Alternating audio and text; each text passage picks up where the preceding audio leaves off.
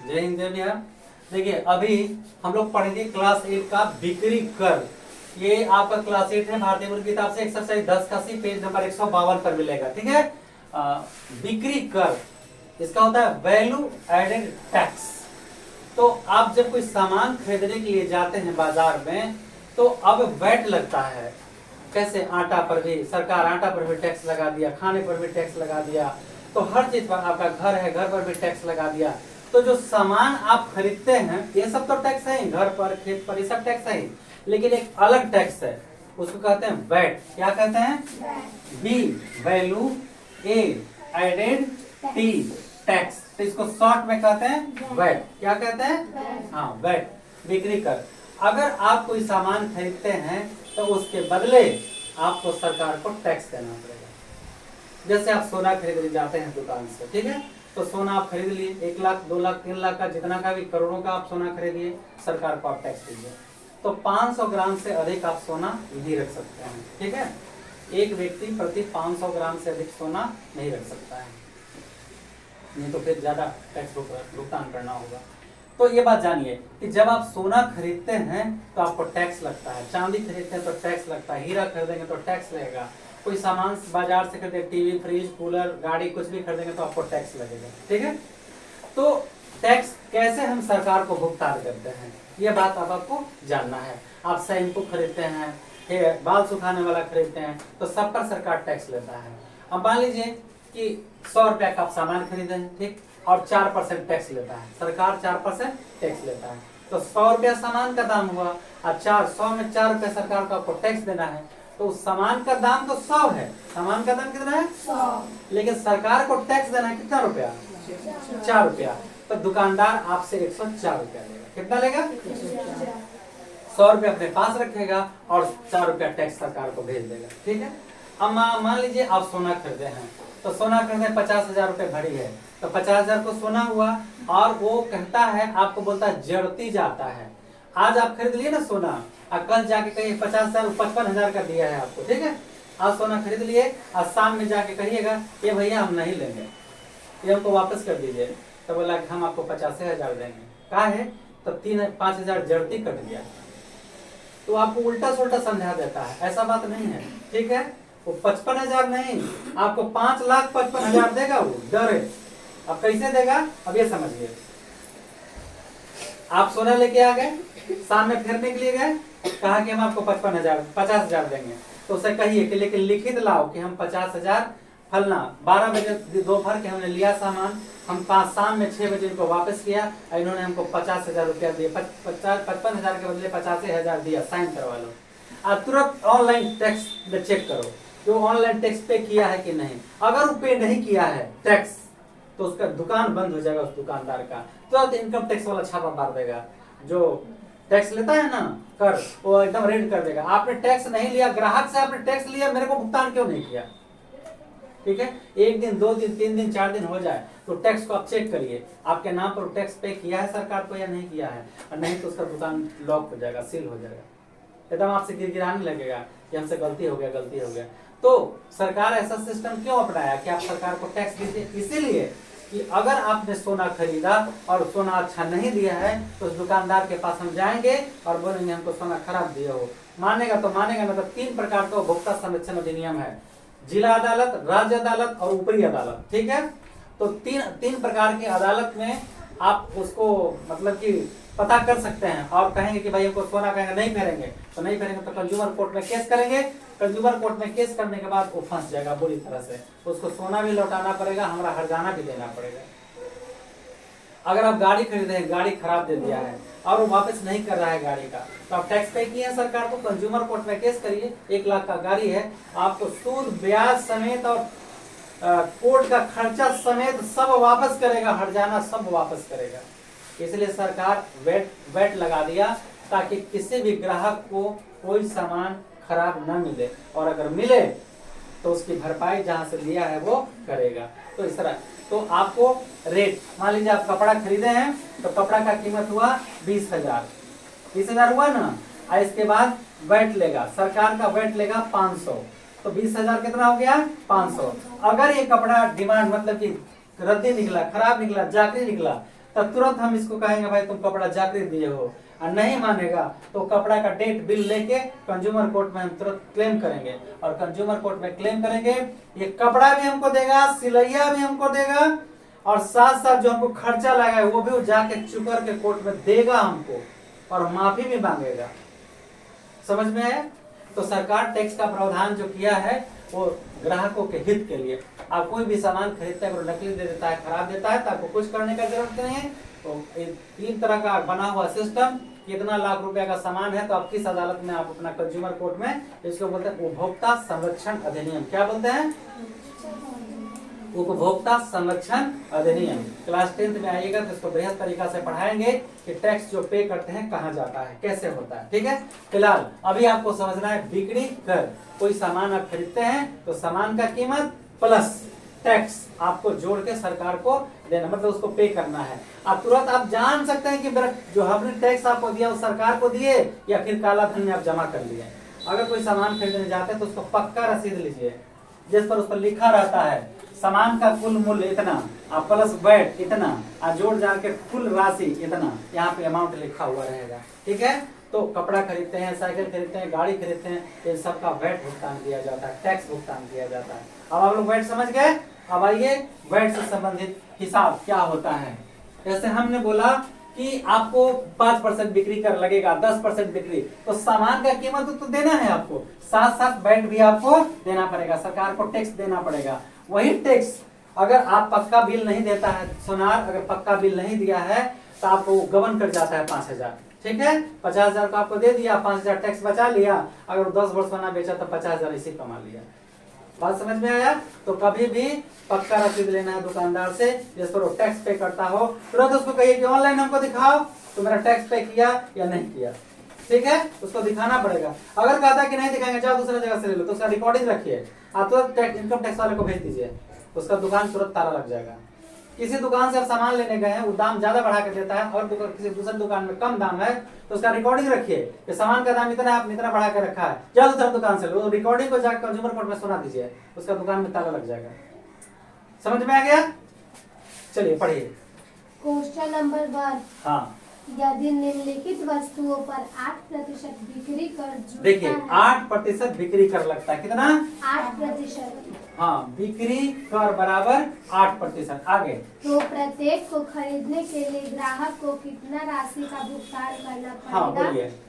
ए 35 रुपया प्रति किलोग्राम की दर से 10 किलोग्राम चावल। आप चावल खरीदे 10 किलो, हमने बोला ना आटा चावल में भी टैक्स लग रहा है, तो 1 किलो का दाम 35 रुपया है। आप 10 किलो चावल खरीदे, कितना चावल खरीदे हैं? 10 किलो। तो पहले चावल का दाम निकालेंगे।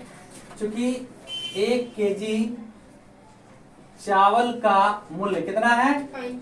35 रुपया, इसलिए 10 केजी चावल का मूल्य 35 गुना 10 बराबर 350।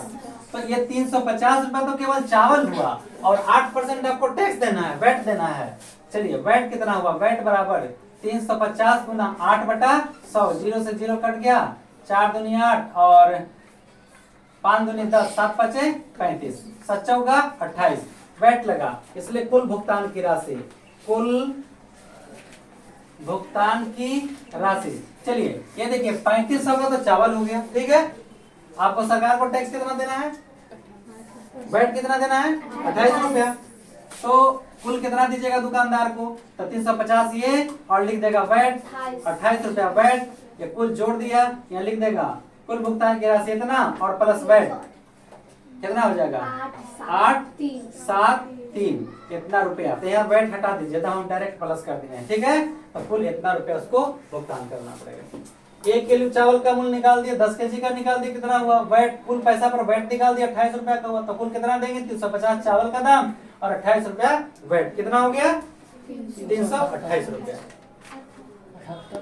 1750 वैट 8%। चलिए देखिए 1750 का पंखा है और 8% वैट लग रहा है, तो कल कितना भुगतान करिएगा? तो पहला तो वैट निकाल दीजिए। वैट बराबर 1750 गुना 8/100, 0 4 दूनी 8, 5 दूनी 10, 5 से 5 दिया 15, बाकी 2 25, 5 पचे 25, 35 चौका कितना हुआ? 140। इसलिए कुल राशि कितना देना होगा दुकानदार को? 1750 रुपया ये हो गया और 140 हो गया। 0,549,718 1890 रुपया आपको भुगतान करना पड़ेगा। ठीक है, 2750। तीसरा सवाल है, दाम 28,750 और 8% वैट लगता है। तो आइए पहले वैट निकालते हैं। वैट बराबर 28,750 गुना 8/100 0 4 दूनी 8 अब 5 दूनी 5 से कटेगा 5 पचे 25 बाकी 3 37 7 पचे 35 बाकी 2 5 पचे 25 पंचों का 20 के शून्य हासिल 2 सच्चों को 28 30 के शून्य हासिल 3 पंचों का 20 3 23। तो वैट 2300, इसलिए भुगतान की कुल राशि बराबर 28,750 प्लस 2300 0 5 5 7 10 के शून्य हासिल 1 8 10 11 के बाकी 1 और 3। आंसर चेक कर लीजिए। फाइबर का मूल्य 2800 रुपया है। वैट सहित मूल्य है ना? हाँ। वैट सहित मूल्य है कितना? 2800 रुपया। 2800। और वैट कितना लगता है? वैट जोड़ने के पहले और वैट कितना लगता है? 12%। 12%। जरा ध्यान दीजिए, वैट सहित मूल्य है, वैट लेकर के मूल्य है 2800। ठीक है, अब 12% वैट लगता है। तो 12% वैट का मतलब क्या हुआ कि अगर सामान का दाम 100 रुपया होगा तो आपको उसके लिए ये मत सोचिए कि हम इस पर क्या कर देंगे। वैट सहित मूल्य है, वैट सहित ये मूल्य है, इस पर क्या नहीं कर सकते हैं। ठीक है, तो कहता है कि वैट के पहले क्या मूल्य होगा। तो 12% वैट का मतलब हुआ कि सामान रहेगा 100 का और आपको कितना भुगतान करना पड़ेगा? जल्दी बताइए, जल्दी बताइए। 12% वैट अर्थात वास्तविक मूल्य 100। तो वैट सहित मूल्य कितना होगा? वैट सहित मूल्य कितना होगा? 100 प्लस 12 बराबर 100। वैट 12% वैट का मतलब कि वास्तव में अगर उस सामान के दाम 100 होगा तो वैट के साथ ही आपको कितना लेगा? 112। चूंकि अब देखिए वैट सहित मूल्य 112 है तो वास्तविक मूल्य कितना है? 100। इसलिए वैट सहित मूल्य अगर 1 है तो वास्तविक मूल्य 100/100। फिर से 12% वैट का मतलब हुआ कि सामान का दाम 100 रुपया है, लेकिन आपसे कितना लेगा दुकानदार? 100 प्लस 12 बराबर 112 लेगा। अगर 112 रुपया वैट सहित ले रहा है तो बिना वैट का कितना है? 100। अगर 1 रुपया ले रहा है तो बिना वैट का कितना होगा? और कहता है कि वैट सहित मूल्य आपका है 2800, तो बिना वैट का कितना होगा? 100/112 गुना 2800। कैसे कटेगा? ऊपर से ऊपर कटा है। 28 00 14 8 बल से 8 बार में कटेगा और 4 दुनिया 8 25 चौका 100 और 2 से 100। देखे तो सर 2500 है बिना वैट का, बिना वैट का मूल्य 2500 रुपया में आपको मिल जाएगा। यानी उसका दाम कितना था? एक बार जरा फिर से 12%। बिना वैट सहित दाम 2800 है, 12% वैट। तो 12% वैट का मतलब कि दाम 100 रहेगा तो कितना में आपको देगा? 112 में। तो जब 112 में दे रहा है तो उसका दाम कितना है? 100। 1 रुपए में दे रहा है तो उसका दाम कितना है? जब 2800 में दे रहा है तो उसका दाम कितना होगा? तो उसका वास्तविक मूल्य 2500 था। आप वैट लगा देंगे 12% तो 2800 हो जाएगा। ठीक है, चलिए क्वेश्चन नंबर 3, निम्नलिखित वस्तुओं के मूल्य में 12% वैट सम्मिलित है। प्रत्येक वस्तु का वास्तविक मूल्य ज्ञात कीजिए। वैट सहित मूल्य कितना है? 12%। हाँ कितना है बोलिए? ए 140 रुपया वाला एक शीशी शैम्पू। और वैट 12%। देखिए वैट सहित दाम 140 रुपया है। ठीक है, ठीक है। वैट सहित दाम कितना है? 140। तो बिना वैट के कितना होगा? तो 12% का मतलब क्या हुआ कि 100 रुपया का जो सामान है उसके लिए 100 रुपया सामान का और 12 रुपया टैक्स। कितना देना पड़ेगा आपको? 12% वैट, अर्थात क्रय मूल्य वास्तविक मूल्य, वास्तविक मूल्य 100, तो वैट सहित 100 जोड़ 12 कितना होगा? 12% वैट का मतलब हुआ कि जिस वस्तु का वास्तव में दाम 100 रुपया है उसके लिए आपको 112 रुपया चुकाना होगा। कितना पैसा देना होगा वैट सहित? 112। चूंकि वैट सहित मूल्य 112 है तो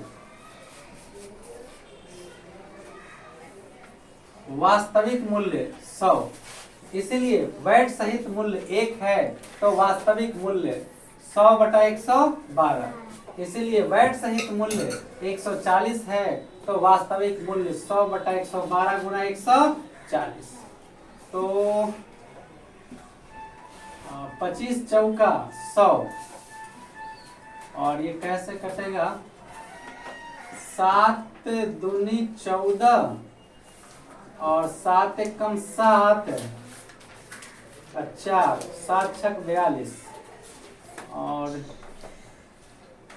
4 चौका 16, 25 चौके 100 और 4 25 20। देखे तो 125 रुपया है। हाँ। वास्तविक मूल्य मतलब बिना वैट का उसका कीमत 125। फिर से समझिए, दाम वैट सहित 140 दाम है और वैट 12%, तो 12% वैट का मतलब हुआ कि अगर उस सामान का दाम 100 रहेगा तो आपको कितने में देगा? 100 प्लस 12 100। जब वैट सहित मूल्य 112 है तो वास्तविक दाम है 100, वैट सहित मूल्य 1 है तो वास्तविक दाम कितना? वैट सहित मूल्य 140 है, तो इसको काट दिया 7 से, 7 से बड़ी तरह से 7 दूनी 14, 20 कट गया। इसके बाद 4 चौका 16, 25 चौका 100, 4 से 4 25 25 25 125 करके, ठीक है। देखिए वैट सहित दाम 4200 है और वैट 12%, तो 12% वैट का मतलब हुआ वास्तविक मूल्य 100 है तो वैट सहित मूल्य 100 प्लस कितना? 112।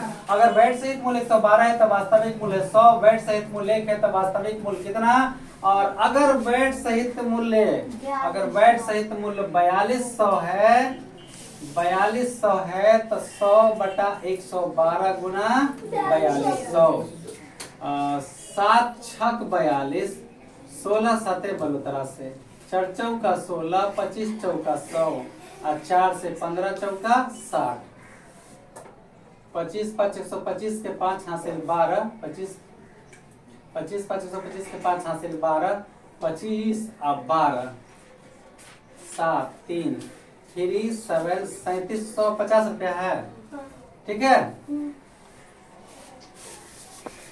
निम्नलिखित वस्तु के मूल्य के 12% वैट 12% सम्मिलित है।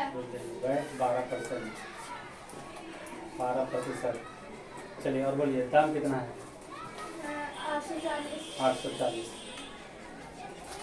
हाँ वैट सहित मूल्य 840। 840। चलिए बताइए। वैट है 12%, वैट सहित मूल्य है 840।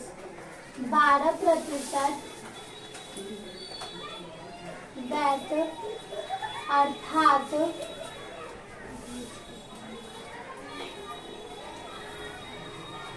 वास्तविक मूल्य 100, तो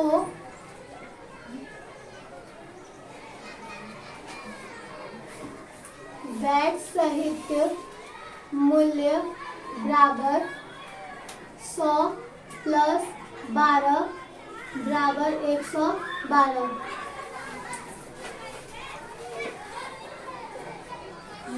वैट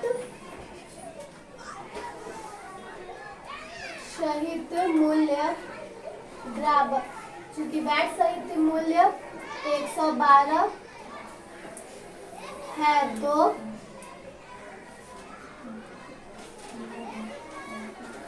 वास्तविक मूल्य 100, इसलिए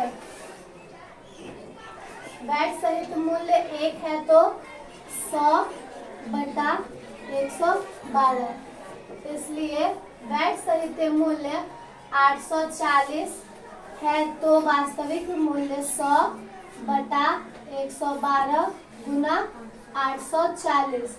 7 से 16 बार में 7 से 120 बार में ये 4 और ये 30 से ये 25, इसलिए वास्तविक मूल्य बराबर 750 रुपया। देखिए फार्मूला कंप्लीट कर लीजिएगा, बहुत इंपॉर्टेंट फार्मूला है, कई बार दे चुके हैं। x के पावर m गुना x के पावर n क्या होता है? x के पावर m प्लस n, ठीक है। 2 के पावर 3 गुना 2 के पावर 4, तो क्या करेंगे? 2 के पावर 3 जोड़ 4 बराबर 2 के पावर 7। कोई दिक्कत? अगला है x के पावर m भागा x के पावर n, x के power m minus n, x के पावर 5 भागा x के पावर 2, तो x के पावर क्या होगा? 5 माइनस 2 बराबर x के पावर माइनस होगा ना, क्या बचेगा? कोई दिक्कत? x के पावर 5 भागा x के पावर 2, इसका भी यही मान है, x के पावर 5 माइनस 2 x के पावर 3। कोई दिक्कत? अगला है x के पावर m के पावर n, x के power m into n, x के पावर ऐसा क्वेश्चन रहेगा 2 के पावर 3 के पावर 4, तो 2 के पावर 3 गुना 4 बराबर 2 के पावर 12। समझ में आया? x देखिए x के पावर m गुना y के पावर m, अब ये आधार बराबर नहीं है तो ऐसा रहेगा, तो x गुना y के पावर m हो जाएगा। बात समझ में आया? 2 के पावर 3 गुना 4 के पावर 5 के पावर 3, तो ये हुआ 2 गुना 5 के पावर 3 बराबर 10 के पावर 3।